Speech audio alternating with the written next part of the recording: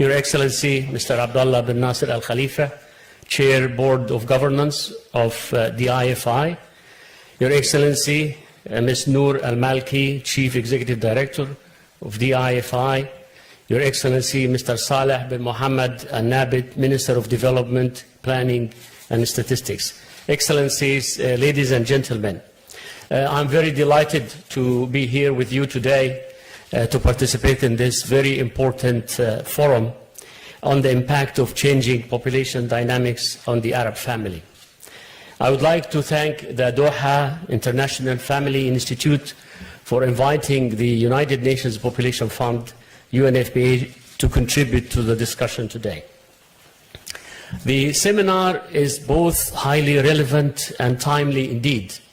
It is relevant to the ongoing discussion about demographic transition in the Arab region, particularly the existence of this large cohort of young people and the challenges facing families, societies, and nations in responding to their needs and aspirations for a better future. It is also timely because it comes only a few months after the regional review of the International Conference on Population Development, which was held in Cairo in 1994. The review, as you know, included completion of a global survey which addressed a number of issues related to the family, its roles, rights, formation, and structure.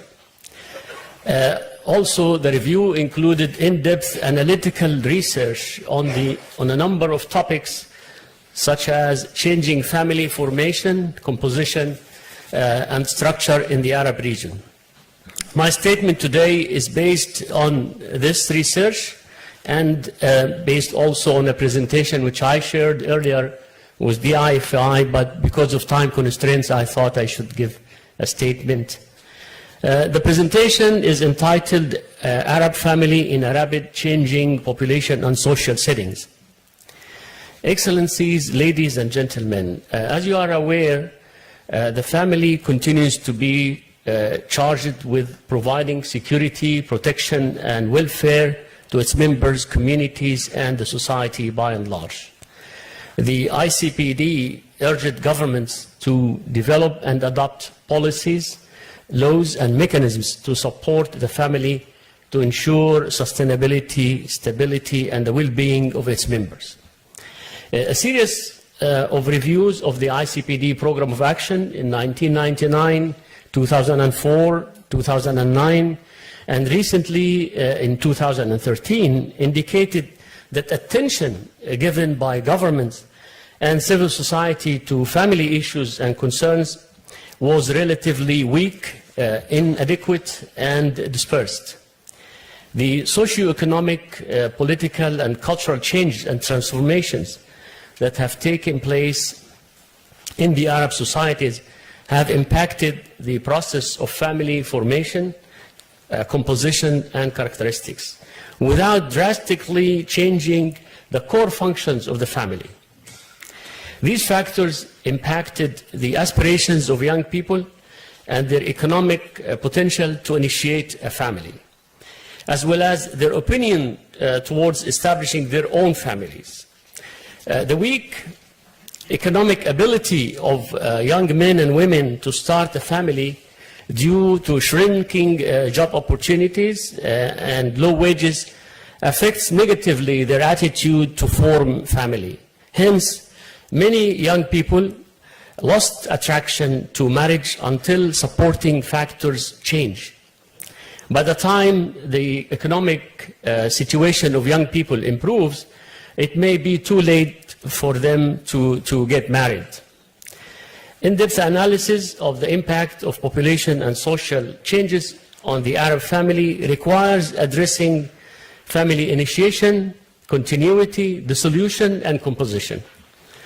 Regarding family initiation, there has been a notable increase in the median age at first marriage, median age of marriage. For instance, over the period 1991 to 2003, the age of marriage increased from 16 to 16.3 in Yemen, from 18.6 to 22.4 in Jordan, and from 18.6 to 20.6 in Egypt. The expansion of access to education of girls is one of the main factors in raising their age at marriage. However, early and child marriage is evident in some Arab countries. In a number of less developed Arab countries, marriage is seen as a means of securing young girls' future. For instance, 1/4 of girls aged 15 to 19 are married in Yemen. Recent data from Algeria, Lebanon, Morocco, and Syria show that 1 out of every 10 girls gets married before she reaches 20. Early marriage and childbirth is also notable. Statistics show that 1 in 10 young women had their first birth before they reached 18. Even some of them had their first birth before they reached 15. Several Arab countries enacted laws defining minimum age at marriage, while others have not. In contrast, celibacy is increasing among women in their 30s. As for family continuity and stability, the proportion of men and women staying in marriage life has declined in all countries. The decline was higher in countries that had low ages at marriage, such as Yemen. Data on polygamy indicate that the percentage of women married to polygamous husbands is higher in Djibouti, Jordan, and Yemen, reaching 6 to 8%, and lower in Lebanon, Morocco, Algeria, and Libya, reaching about 2 to 3%. Marriage among relatives is practiced in Arab countries. For instance, almost half of couples are relatives in Yemen, compared to 26% in Lebanon. Regarding family dissolution, percentage of divorced women is higher than that of men in all Arab countries, implying that remarriage is higher among men than women. Divorce is rapidly increasing, particularly in GCC countries, and the data are really alarming. The rate of divorce reached 24% in Bahrain, 26% in the United Arab Emirates, 34.8% in Qatar, and 37% in Kuwait. Consequently, the percentage of female-headed households has increased. Overall, 1 in 10 households is headed by a woman. These statistics are quite alarming and constitute a real risk to the role of the family in maintaining the society. Therefore, formation and maintenance of the family should be the focus of social and other relevant policies. Ladies and gentlemen, in the past, families were generally characterized by people of multiple generations. Modernization, urbanization, and changing lifestyle led to a gradual shift from extended to nuclear families of relatively small size. People live longer and healthier life.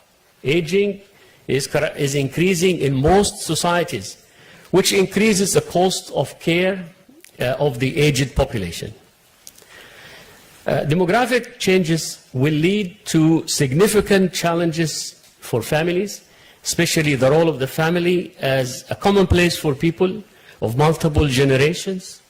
The challenges of the family are compounded with the increase in humanitarian emergencies, fragility, displacement, and forced migration.